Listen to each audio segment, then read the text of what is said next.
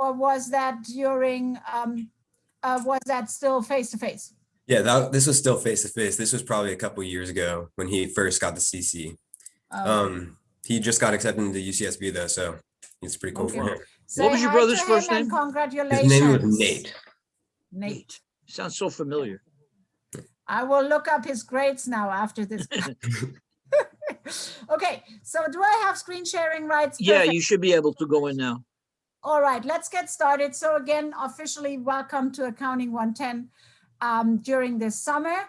I hope you all had a chance to actually log into Canvas and go to our homepage. And there you should actually see Bob and I at the very front. This is our homepage.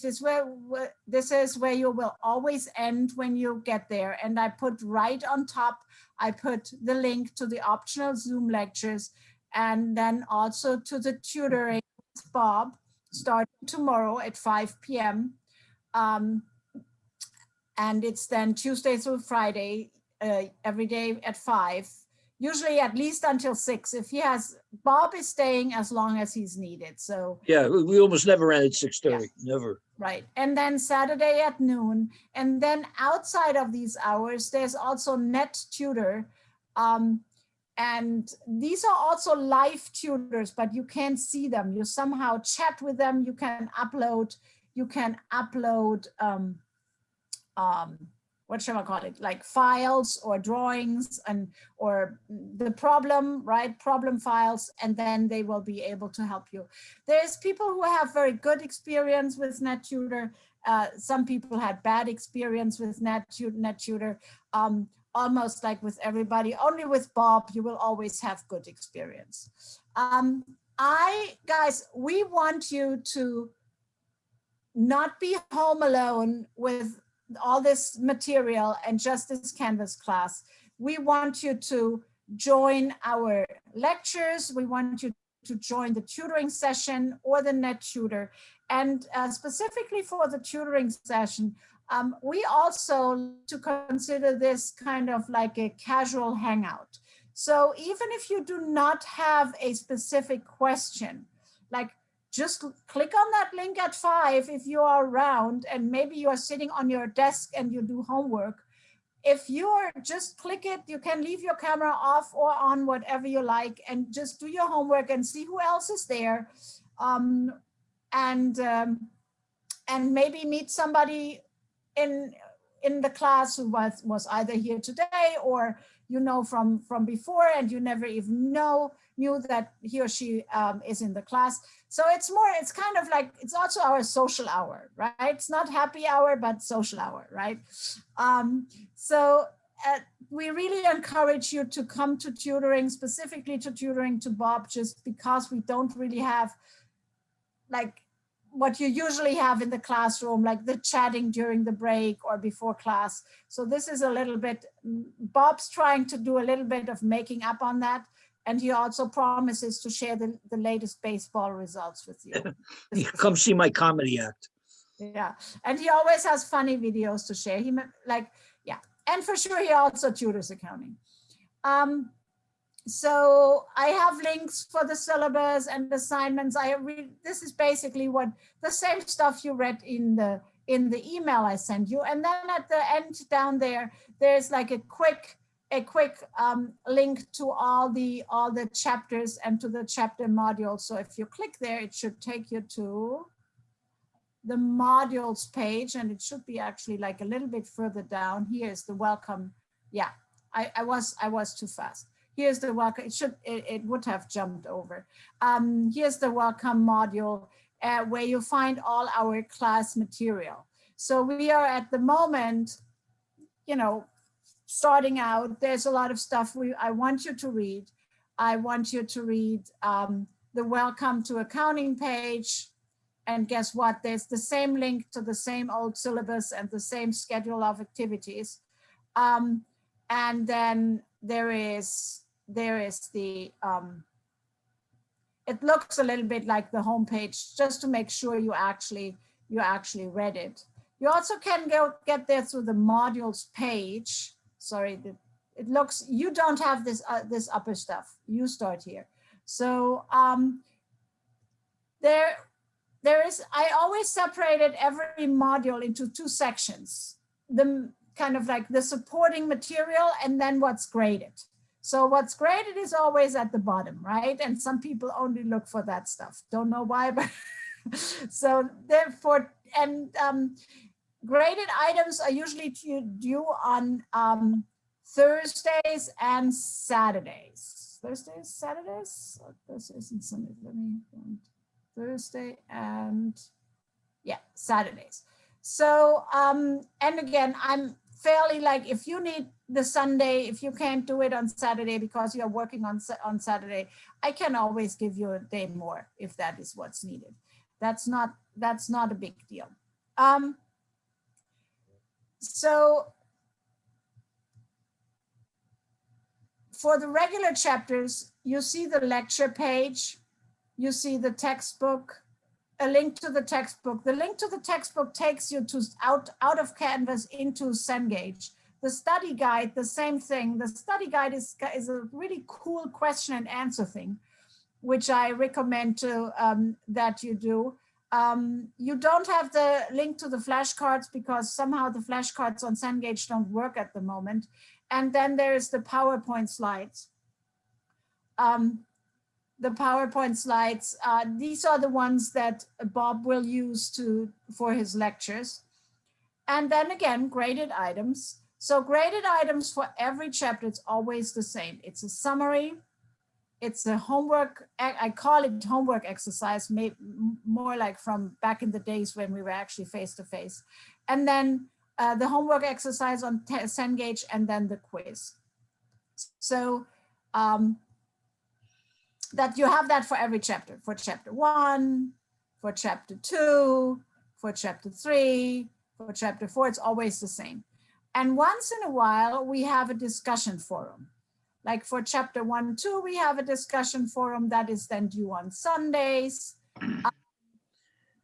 And for sure, we have our welcome discussion forum. This is where you basically talk a little bit about you. All this fun stuff we just shared, you share them in writing.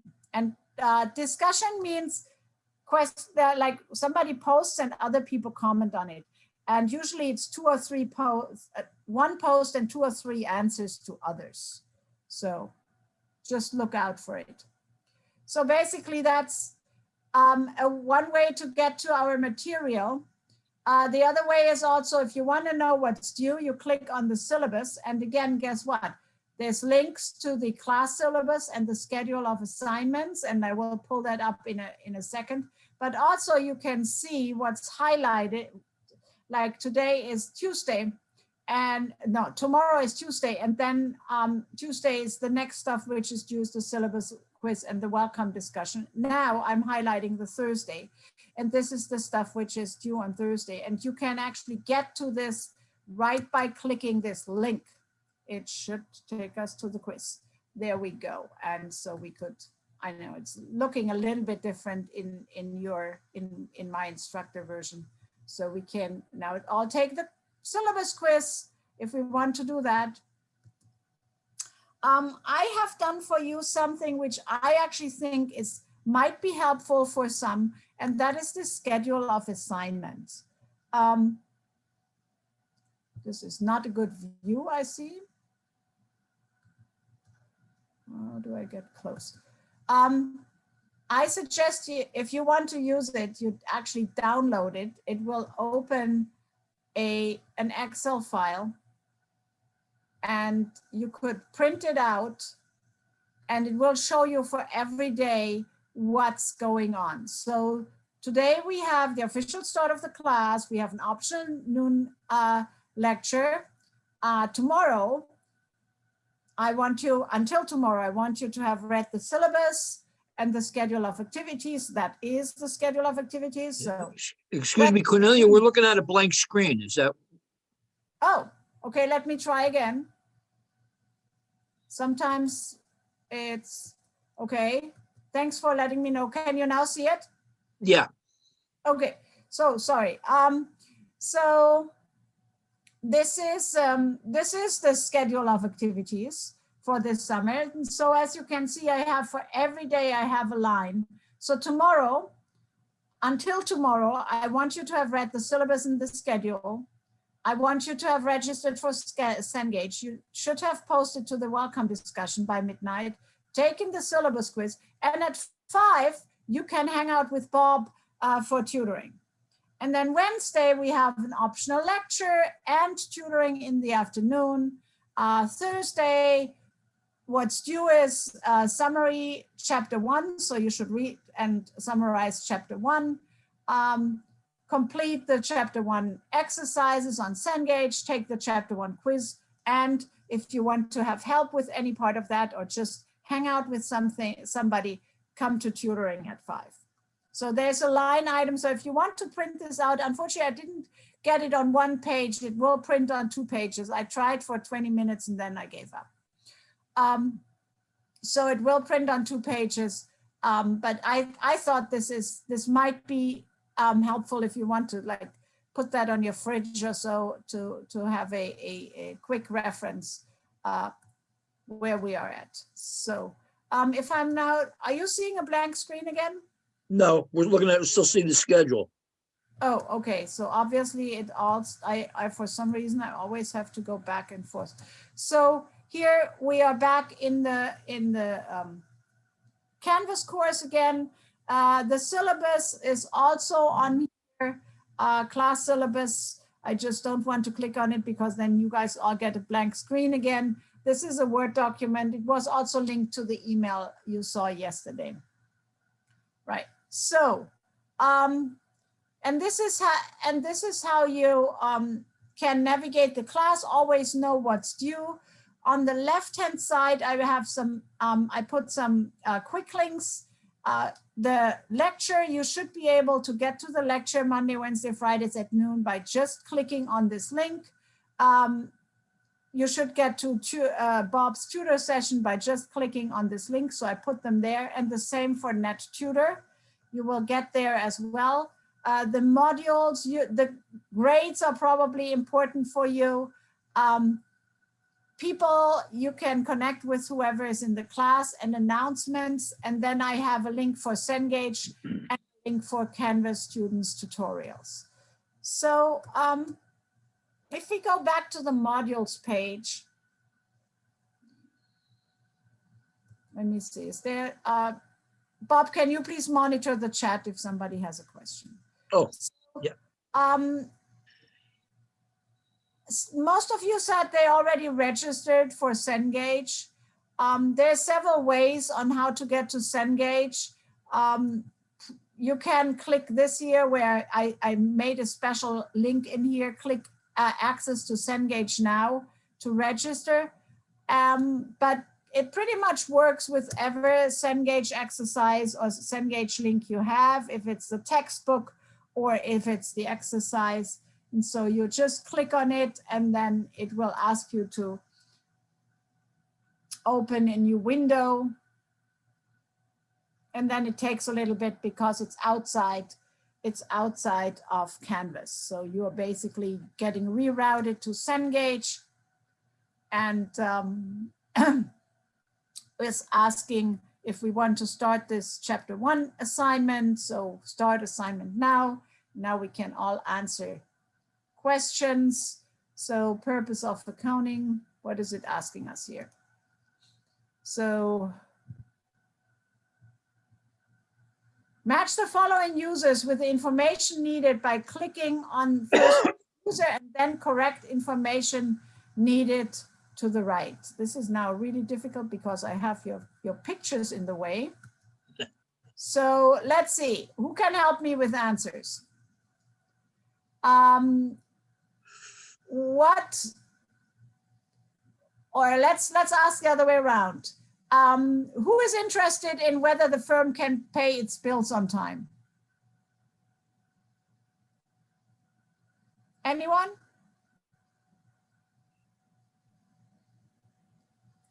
So the choice are owners, managers, creditors, or government agencies. Come on, guys, let's do that. Creditors? Would it be creditors?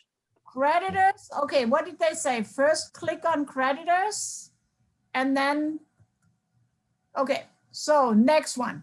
Who is interested in a detailed, up-to-date information to measure business performance and plan for future operations? Owners. Owners. Okay.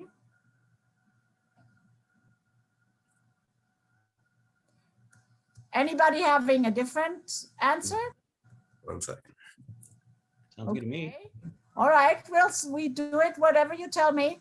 Who is, sorry, that was the wrong one. How do I now switch this? Oh my goodness, no.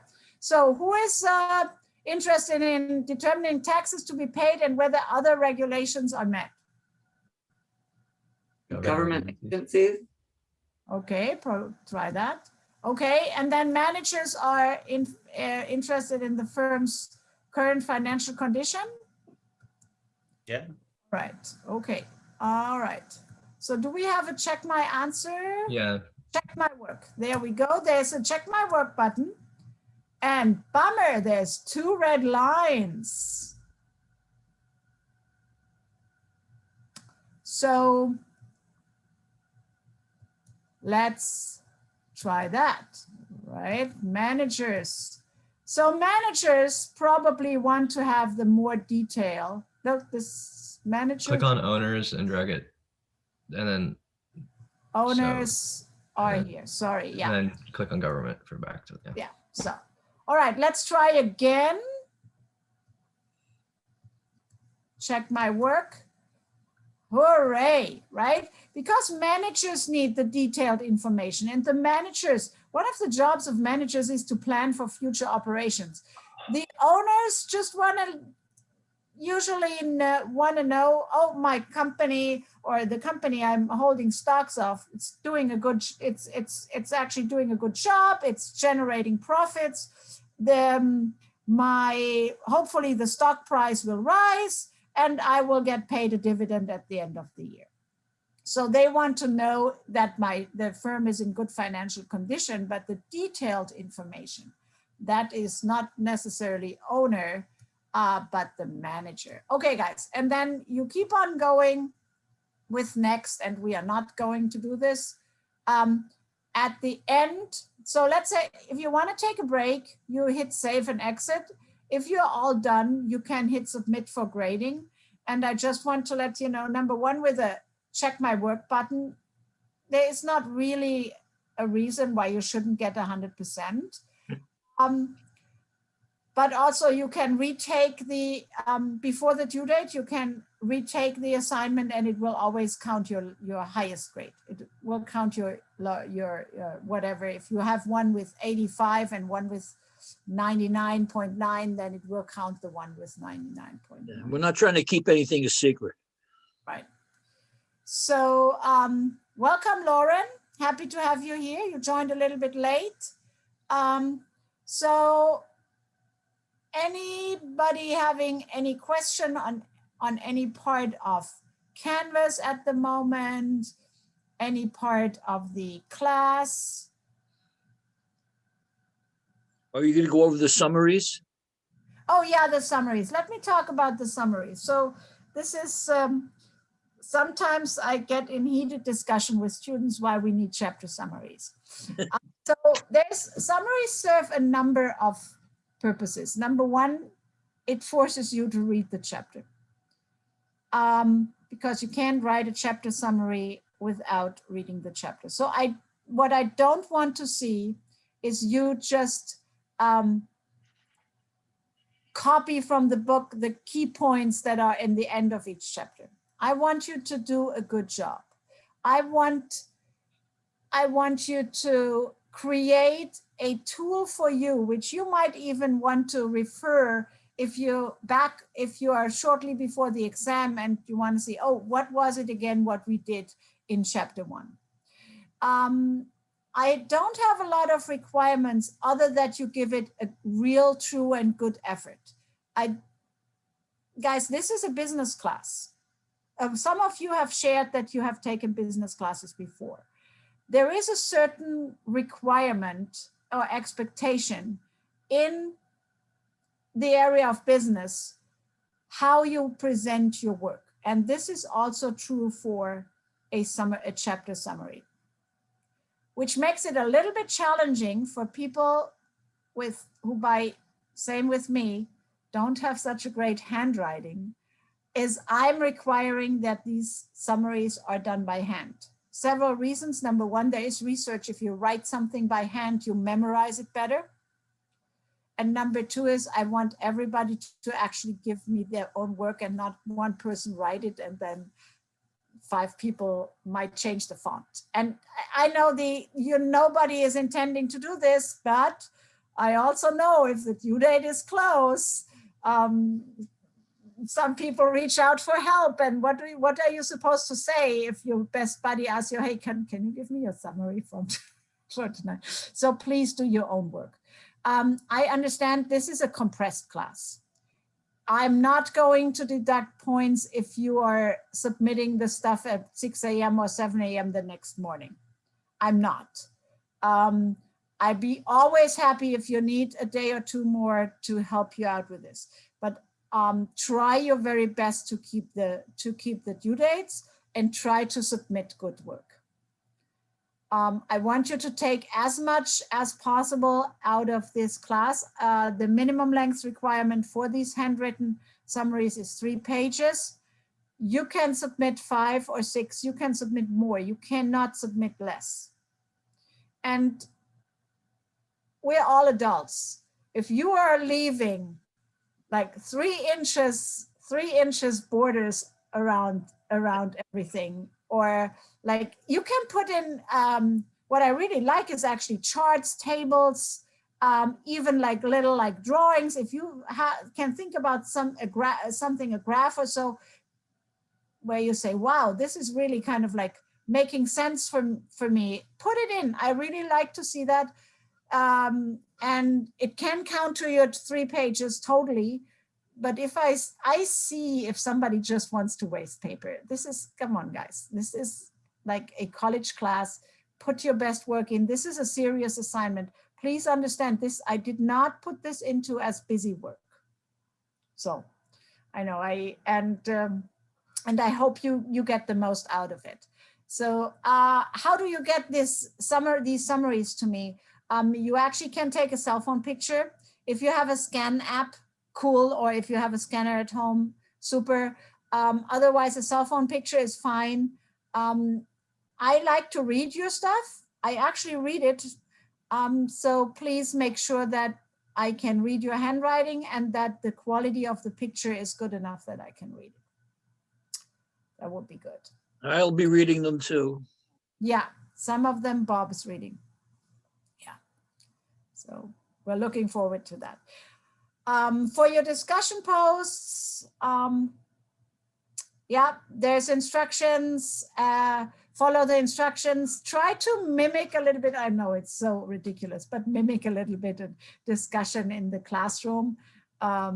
So if you answer or comment on somebody else's post, like maybe say the name, say, hey, Sarah, I really liked your post because the company you picked for this discussion really fits the requirement, or really has is one where I would also say they must have very high fixed cost, because something like that, like talk to the person by name and kind of like give your classmates the impression that you actually read their post. Yep. Yeah. And also hook up as you would in a study group. That always is a good idea. Okay. Yeah. So for Lauren, you came in a little bit later. Anybody else who came in late, I post once again, and I will also put it on the homepage, the Zoom link for the daily Cengage office hours. So every day, Monday through Thursday, from noon to 1, there will be a Cengage person available under this link if you ever run into problems. For sure, they also have a pretty much 24-hour tech support. But if you happen to want to just check into their Zoom session, that is a good thing to do as well. Has anybody here in class, specifically the people who came later, anybody having issues logging into Cengage at this point? Can we see you, Lauren? You able to show your face? It's optional though, Lauren. I just It's want to, optional. It's optional. yeah, we don't want Bob to put pressure on it. Yeah, for sure. I want to see Lauren. No. Okay. Only kidding. So question for you guys. Do you want to hang out and hear a little bit about chapter 1? Bob, would you be ready to do that? Yeah, we can do that, and I'll get them out of here in about 20 minutes at the most. Yeah. You know. Good. Or do you, since you're already here, so I see a few thumbs up, and if it's just 2 or 3 people staying, that's fine. Again, a full chapter 1 lecture will happen on Wednesday. Any questions from anyone here at this time? I'm just going to tell you, Cornelia, I'm going to send you the clip from that movie we were talking about with the with Sarah. Put it in the, yeah, okay, send it. Because Joe Pesci, the actor, Yeah. he's a New Jersey guy. That's where he went to the high school where my nephew went. And the auditorium there is called the Joe Pesci Okay. All auditorium. right, got it. In my ample free time, I will watch it. Okay. Cornelia's saying to herself, "Shut up, Bob. I don't want Okay. to hear this." All right, Bob. You have your slides? My what? You have your slides? Yeah, I'm all ready to go. Yes. Okay, perfect. So you can share the screen now. Take it away, Bob. Okay, we'll do. We will do that. All right, let me share. Time for me to share screen. Do you all see the PowerPoint? It says Introduction to Accounting. Okay. Sure. We'll go through this chapter rather briefly. There's no numbers to speak of here, but just give you a little bit of flavor of what accounting kind of entails, who's interested in it. Well, you're going to find a lot of people. It's the language of business, huh? The language of business, the purpose. To provide financial information about the current operations and financial conditions of a business. Anybody who wants to invest in a business, loan money to a business, borrow money, will want to know how the company is doing financially in hard numbers, okay? Who's interested in this? Well, we just went through a thing with the owners, the managers, creditors, and government agencies. The owners of the company, I mean, obviously they're monitoring the profitability of the company. They're making plans for the future. They're putting together forecasts. And by understanding the numbers, they may consider additional investments. If the company's doing poorly, they may need to take some action. So certainly ownership, managers, maybe the sales manager, the production manager, the chief accounting officer, people like that. They're super interested in the more detailed measurements. Owners are as well, but not quite as detailed as managers. For example, you're a production manager. You may have a bonus based on producing the product efficiently with little waste. You're a sales manager. If the sales hit a certain number, you get a bonus. So managers are really interested in the accounting situation. Creditors are lenders. Creditors are lenders. Every company, with very few exceptions, borrows money. They borrow money strategically. They might even borrow money if they don't need to borrow money, if they think they can make some hay with some interest rates. Creditors, they're not going to loan you a penny unless you show them audited financial statements. They want to see a balance sheet, a cash flow statement, an equity statement. They want to see an income statement. And obviously government agencies. Government wants to make sure you are paying your taxes, okay? So there's 4 people: owners, managers, creditors, government agencies. Another one would be us, the public, investors. You may be interested in buying the stock of a certain company. Your mother-in-law gave you a tip, But you can't just buy the stock because your mother-in-law tells you. So, you go online and you're going to look up that company's financial information. You're going to read their 10K. You're going to look through their annual reports. You're going to have somebody maybe more qualified tell you what the numbers mean, and then you make a decision. So lots of people, the users of accounting. And the accounting process, this is kind of a snoozer. This can always put you to sleep. I'm going to go through it fairly quick. The accounting process, you're gathering financial information and eventually reporting it in a very formalized set of financial statements. Now, steps of the accounting process. I don't think you have to memorize these in order, but I'm warning you, 2 or 3 of these pop up on the test all the time. So what are we doing? We start with analyzing. It can be something as simple as the electric bill came in today's mail, and the electric bill was $100. Well, that creates a transaction. We have to record that expense in our general ledger of $100 and record the payment or the promise to pay with an account called accounts payable. So you're always analyzing things. The payroll is prepared. You're looking at that. Sales invoices show up, bills. And then you record this information in your accounting system, and you're going to learn that's done with what are called journal entries. And you got to classify them into the right account. The electric bill came in and it was $100, and you made a mistake and you put the $100 into a different account. You can really foul things up. You say it was a big number, $10,000 for electric, and you accidentally charged it into an account like rent. And someone's looking at your business and they say, what are these people renting? And it just throws things off. At the end of the month, you're going to summarize everything and report them into the proper statements. And interpreting something that goes on every day, every month in the accounting world. Every day. You get bills in the mail, you get text, you get emails, you have projects to prepare, cash flows, forecasts, it can be endless. Here are 2 acronyms you really need to know. You'll hear them all the time now, as long as you're in any accounting class. GAAP and FASB. GAAP, Generally Accepted Accounting Principles.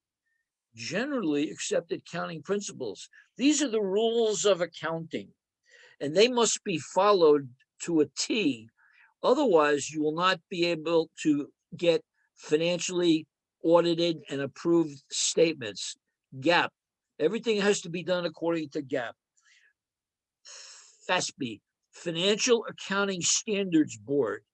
That's the subcommittee of the American Institute of Certified Public Accountants. They're the ones who make up the rules.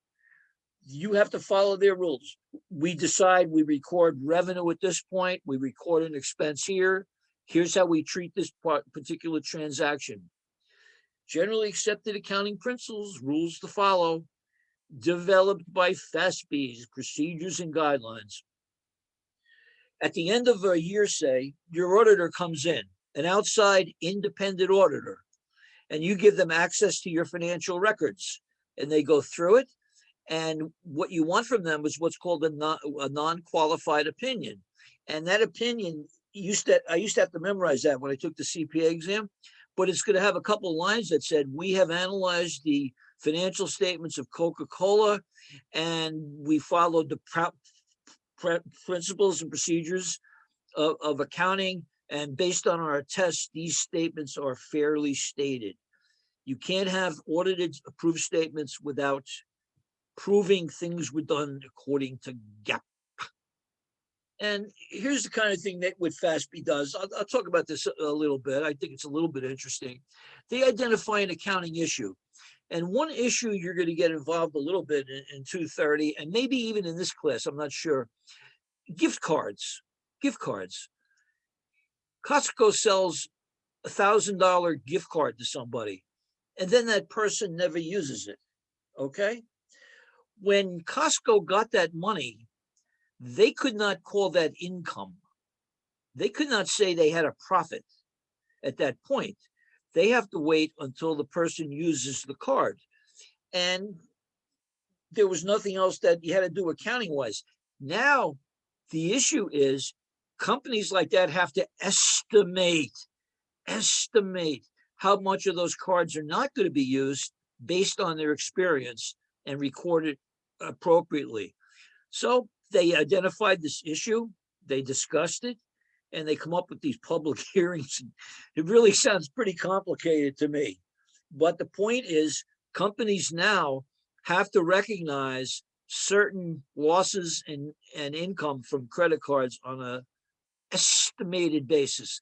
And yes, there are estimated numbers in all financial statements, as long as they're done on a systematic and rational basis. And that's another accounting procedure. Getting toward the end here, 3 kinds of structures. You probably know this already: sole proprietorship, partnership, corporation. Sole proprietorship, guess what? One person owns the business. Very easy to set up. A lot of risk, though, a lot of risk, because your personal belongings are at risk as well. Same thing with a partnership. 2 or more people, you're putting your personal numbers at risk. Corporation, you have the corporate shield. People are buying stock in your company. They own the company. If the company fails, you don't come after the officers. Like I said, sole proprietorship, one owner assumes all the risks, but the owner has the freedom to do whatever he and she wants in their business. They decide what product they're going to sell or what service they're going to provide. They're going to decide how much they're going to charge, when they're going to work, etc. The problem, if you will, with sole proprietorship is you opened up a sole proprietorship with $10,000. And after 1 year, your company somehow lost $100,000. If you went bankrupt, you are personally responsible for that loss. Sole proprietorships carry the burden of personal responsibility. They can come after your house, you go after your car, whatever. Partnerships, 2 or more people sharing the risk. One of the pitfalls possibly with a partnership is you might disagree on how to run the business. A lot of I stay up late sometimes. I do a great deal of reading, and I usually have the television on. I like to watch old reruns of Perry Mason. You guys are way too young, but half of those murders are partners killing each other. Partner X was found knifed to death in his living room. Where's partner A? Corporations owned by stockholders. There's no personal risk. A company makes all kinds of stupid decisions. They thought they were doing the right thing, but they invested in businesses that failed. They went out of business. You can't go after the owners of the business personally. I mean, you can go after them for fraud and criminal acts, but not for being bad business people. Different types of business. Okay. We talked about structure. Service businesses, we have service businesses, merchandising, manufacturing. Another way to say this is accounting 110, accounting 230, accounting 240. We're mostly going to be a service business in this course for about half of it, and then we're going to be into merchandising in 110. Service business, that's a lawyer. There's no hard product, tangible product involved. A lawyer, an architect. A lot of the journal entries in this course are about a pizza delivery service. You know, they deliver pizzas to people. That's their business. Merchandising, you're buying and selling something. Hopefully you're buying something for $10 and selling it for $50. Nordstrom's, Kmart, Target, merchandising, Costco, okay? Manufacturing business, here we're talking about you're building a product. And accounting 240 is all about how you manage the cost of building a product, how much raw material went into a product. This bottle of soda here, this jug of booze, I drink too much. You know, how much, what did this plastic cost? How long did it take the guy to screw the bottle cap on? That type of thing. And by the way, that's the kind of work I did my whole career until I ended up at the clinics up here about 21 years ago. Service business, travel agency, a doctor, huh? Merchandising, pharmacy, grocery store, manufacturing, automakers, furniture makers, anybody who's building a product from scratch. is manufacturing. And here real quick, they talk about career opportunities, accounting clerks. Some of you may already be doing this type of thing. Accounting clerk, you record and sort and you file information. And quite often in an office, you're going to see that there's a payroll clerk, maybe an accounts receivable clerk, different kinds of clerks involved with a small part of the business, not making any decisions or anything. Accounting clerks. Bookkeepers, I was so glad to hear some of you talk about going for your bookkeeper certificate. Well, they're the ones who are going to supervise those clerks. You're going to do a lot of daily accounting work. You're going to summarize a lot of this information, and you're going to probably be the one who's going to put it into QuickBooks and make sure that it goes into QuickBooks correctly. Bookkeepers, you're not making major decisions on behalf of the company, but you understand what the financial statements are about. You know how to get the data in there, and then you turn it over to the controller or VP of finance or whoever, and they're the ones who make some decisions. I've never heard of a para accountant. I guess that's like a paralegal. I'm going to skip that. Accountants. Now we're getting to the brains of the company, huh? They design the accounting system. When I worked for, I guess, close to 5 years for the Santa Barbara neighborhood clinics in town here. I don't know if anybody's familiar with them. And when I got there, they had no accounting systems really. It was 3 different clinics with their own books, and it was a mess. So we were able to redesign the accounting system, then set it up to interpret it. And then once the business is going, you're looking at trends, what kind of patient traffic we have these days, why is one clinic busy and the other one is not? And you're always doing a lot of alternatives. What if we did this? What would be the effect? If we shut down the East Side Clinic, which we did, and then moved it over to Milpas Street underneath the cow, if you know what I'm talking about, Canyon Perdido and Milpas. What was the impact of that decision? We tried to lay that out in advance. And the accountants usually have that college degree. Could be a 2-year degree, typically 4. Different types of accounting careers, public. Those are the people who come in and audit your financial statements. That can be a very high-paying job. It can also mean they provide management services, and public accounting is kind of a bit grueling, I think. I never worked in public accounting, but if you work for one of the big accounting firms, the expectation is that you're going to make partner after a certain number of years, and if you don't make partner, they kick you out. And that's not a disgrace. That's pretty typically what goes on. Private accounting is what I was doing at the clinics. You work for a company, you work for Coca-Cola, you work for a local business here. And of course, government accounting, you got tons of stuff available there. Public accounting, auditing, taxation, services, and you can become a CPA, certified public accountant, which I would love to hear in a few years that you all picked up.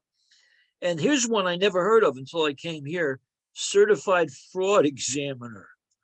There have been some massive frauds about 20 years ago. And I like to talk about them a little bit in class. We'll get to that later. And Ron, who's heard of Bernie Madoff? Bernie Madoff, $65 billion he stole over a period of 20 years. 20 years. It was the biggest pyramid scheme that came to light. He had the good sense to die in prison a couple of weeks ago, by the way. Private accounting, you work for a company, okay? You do all their work, you do their financial statements, the controller, principal accounting. If anyone asks what your teacher was, I was mostly a controller. And then at the clinic, I was the chief financial officer. But I was a pretty, what they call the hands-on controller in manufacturing work. Certified management accountant. That's a nice feather to have under your cap. Certified managerial accountant means you're an expert in manufacturing accounting, okay? And then you have all kinds of government work, and there's tons of government work. You could work for the IRS, the General Accounting Office, the Securities and Exchange. I mean, it's just endless. And here they're just talking about a few. We'll end up with this thing here. And unfortunately, it does not seem to let me beef it up. I don't know if you can read the numbers. I can barely do that. What they're saying here, counting job opportunities, guess what? There's a lot of job opportunities. Years ago, when I was in college, you're talking, it's hard for me to even say this, 50 years ago, when I was starting in college, the fear was that automation would render accountants somewhat obsolete. Why do we need to pay Bob to do work that we can give to a computer and they can do it in a second? Well, yeah, there were a lot of things that the computer can do quickly, but the more that computer does quickly, the more data there is to be mined, the more information you have quickly. So it turns out it was a boon to accountants. They needed them more than ever because they needed people to take these sophisticated reports they were getting and decide what to do with them. And they're talking about a job description here. Let me move the faces over to the left here. Accounting clerk, they're saying that this job can pay $37,000 a year. I don't know about that. That seems like a lot for a clerk. But I tell you what, if you have a good clerk working in your office, he or she is invaluable. And 37 a year, pretty reasonable. Bookkeeper, they're saying the range is from 31 to about 50. And I have no way of disputing this. I don't know if this is in a particularly affluent area. Budget analyst. I used to love to do budgets where I work. That pays a pretty good amount of money. Here's a good one. This is something you could aspire to in the not too distant future. One of the type of managers, accounts payable, accounts receivable. A good accounts payable manager is a tremendous asset to a company. A good accounts payable manager is skilled in not paying people for as long as they can. That's sort of part of their job. You want to hold on to your money as long as you can before paying, up to a point. You don't want to irritate your vendors. So the accounts payable person, he's the one who signs up new vendors. He's the one who decides what we're going to buy, when we're going to buy it, how much we're going to pay for it. The accounts payable manager, he's going to get an order from a production boss, and the production boss says, we need to bring in 3 real sturdy metal tables. Well, the accounts payable manager earns his money by finding the best deal for something like that. Audit executive, these are high-paying jobs, $215,000. That seems like a lot. Audit executive, but think about it. The auditors come in and they're putting their reputations on the line. They're coming in and they're looking at your company and they're announcing to the world that your financial statements are prepared according to proper GAAP, FASB rules, and as such represent the true character of the company. That's worth a lot of money. So audit executives, controller, wow, I never made $188,104, but this can be a very high paying job depending on the company. Okay. Depending on the type of company. Manufacturing, that would pay quite a lot. And so would working for a lot of other places. You think the controllers at stores are low paid? No, they make pretty good money. And is this the end of our discussion? I believe it is. So that wasn't too painful, huh? Not too painful. A little dull, maybe, do the best I can with it. So hopefully we'll meet again on Wednesday. And I warn you, I'll go over this again, probably even quicker than I did now, and maybe get into chapter 2, maybe get ahead of us a little bit. But you can work at your own pace as well. Okay. Cornelia has returned. Hi, Cornelia. We were just finishing up. No, I just have been listening, Bob, and I actually wanted to encourage you, to maybe jump ahead, maybe a basic accounting equation or so next time. So. Oh, absolutely. Yeah. So we can't spend 2 days on this. Maybe Yeah. Any questions, anybody? No questions. Do I hear a motion to end the class? So moved. I think we have So enough. moved. motion. We need a second, guys. I second the motion. Okay, guys, we'll see you on right. Wednesday, hopefully, okay? Yeah, thanks everyone for coming. Again, and reach out to me. My cell phone number is also on the syllabus. If you have any urgent problems, just check in. Okay? Thank you. Take care. All right. Bye-bye. Have a good one, everyone. Bye. Cornelia, you still there? Yes? Yeah. Could you stay on after everyone's gone? I just have a real quick question if I may. Okay, we wait until we have.